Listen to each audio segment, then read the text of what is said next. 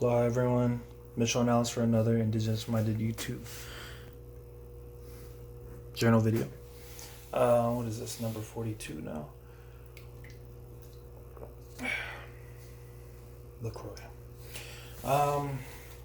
Yeah, this week, let's see. This was my long week on medicine.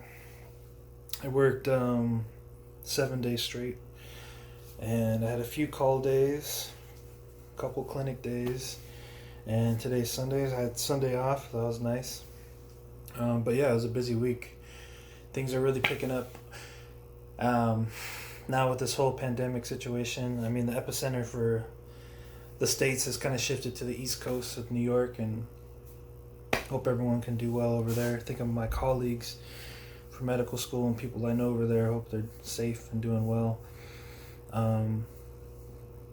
We just matched a new intern class, so it's kind of wild to think in a few months I'll be senior resident. I'll be an R2 pretty soon, and just an interesting time, but it's a great time to train. But yeah, it was a long week. Had a few call days, some admissions. We're getting more and more COVID people coming through, rule-outs coming through, and a lot's changing in our policies. So I worked all week. I had a couple clinic days. It felt like urgent care. I had a lot of walk-ins. So we're trying to transition to telehealth. So a lot of telephone visits. So this week when I have clinic, it should be, it should be on the telephone.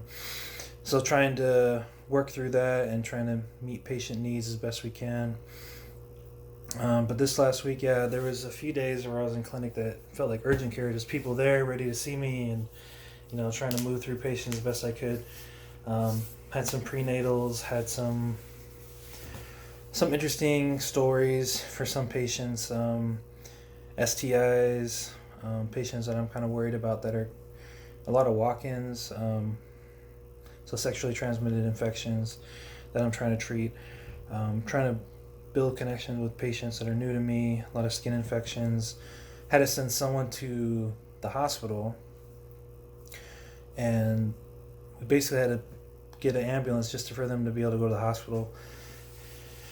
They didn't really need it, but needed to get there, so we wanted to ensure they got there. We weren't able to get a taxi, and patient had a skin thing, and it actually was like an infection of his fourth digit, like the ring finger, and it reminded me of a board question from medical school, thinking of a specific bug, like a fungal infection, that you treat with like itraconazole, like antifungals. But his infection, it turned out to be, I don't think we actually discovered it really well with antibiotics, because anyways, had to go, and he had no respiratory symptoms at all, so we weren't suspecting COVID at all. And I guess he had some type of cough during transit to the hospital.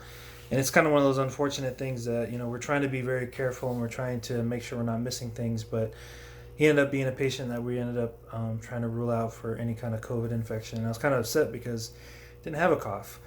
I think he had a snack before he left, and it maybe caused him to have a little bit of a dry mouth or something, and he had a cough. And the tests are getting back faster now, which is great, especially in the emergency room. But his took a while, and he was kind of unnecessarily in the hospital. He ended up needing like a incision and drainage of his finger, and then he's needed like oral antibiotics. You don't necessarily need to be in the hospital for that. So it's kind of like a lot of the both sides of like this whole situation. We're being very cautious, which is great and which we should be doing, but kind of sometimes we end up doing too much. But it turned out okay. Patient did fine, and that's really what matters. But yeah, let's see. Having more and more admissions, more and more precautions, a lot of policy changes, especially with residents, especially with obstetrics, going back to delivering babies. So this week I work Monday, Tuesday on medicine, then I make the flip back over to OB, and a lot of things have changed from how we normally do things. So I'm trying to catch up on emails and being ready for that. Try to be ready for I'm still going to be in the hospital the next few months, but being ready for what comes forward. interesting time. Um, Really, it's still day by day with this pandemic situation. Just continuing to review the data and how things are coming and how important it is to still social distance and trying to do our best with that. But today on my day off, it was good. I got to sleep in and went on a long walk to the lake again. Did my laundry. Did a lot of things like that. Did a lot of meditation. Just being thankful. Working through a lot of stuff personally, which is great. Going in a positive direction. And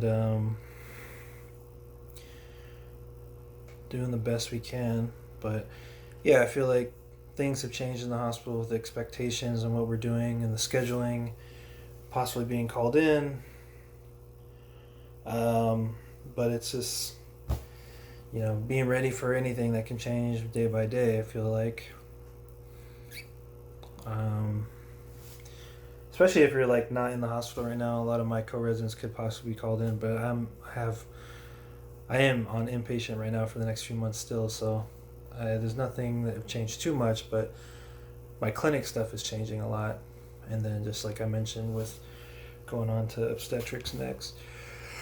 I don't think there's anything else major I wanted to mention. We're just trying to stay on top of our residency stuff as best we can. Had like a curriculum retreat. We're still trying to do our competency, triple C, competency something, reviews, and trying to maintain residency stuff while during this whole situation is tough, and we're all trying to adjust. But I feel like anxiety-wise, it's a little bit better, but kind of accepting the situation, but things can change every day, and that's kind of what I realized, with like can't really plan ahead right now. Can't really, I have vacations still lined up coming up, but I don't know if I'll be able to do what I want to do. So it's like go day by day with it. It's kind of a tough situation, but do the best we can. Yeah, let me see. Was there anything else? I'm just thinking about my family, trying to check in with my family as much as possible, friends as much as possible. Just trying to stay positive.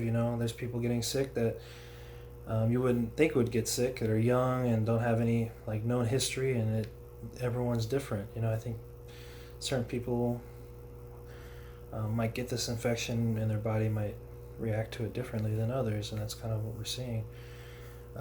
So that's why it's so important what we're doing with social distancing. We just do our best. Big things for me is I want to just maintain my health mentally, physically, spiritually. I think physically I'm trying to exercise more. I'm need to make some better food choice options. It's easy to like binge eat and like anxiety eat, and it's like, okay, just try to do my best to maintain. I'm looking forward to the future, but in the situations day by day.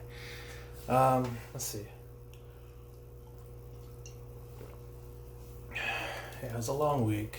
I feel like it's pretty good though. Like this block's almost over, almost 2 blocks down of this like inpatient stretch for me,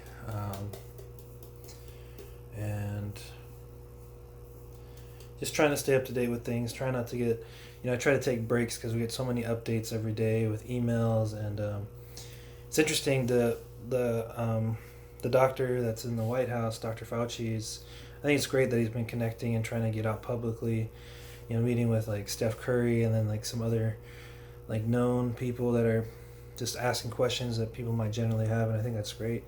I think we need to be available, and there's questions that I'm trying to answer too, and I think of myself as a provider trying to